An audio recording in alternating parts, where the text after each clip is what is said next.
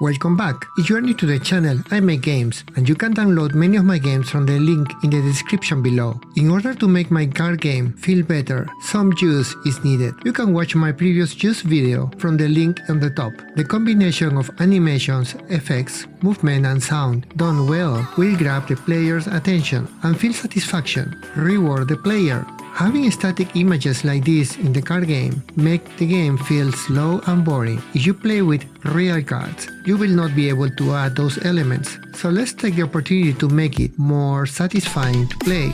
So what can we do to improve it? Let me show with an example. First, let's try to animate the cards that are created. In my original code, every sprite and text is rendered at a given position on the board where the card should be. So rotating a card, stretching it, or adding non-linear animations becomes extremely difficult because I will have to apply the same transformation to each part of the card. And if there are dozens of parts, it will be very expensive to render. On top of that, drawing every single part of each card, every single frame affects the game performance. So there were many optimizations made to make it faster, to increase render speed. But there is a better way to do it, and that is by rendering all visible cards, all the elements into a render target. A render target is just like having another piece of paper that the player will not be able to see, where you can draw and reuse the contents as needed.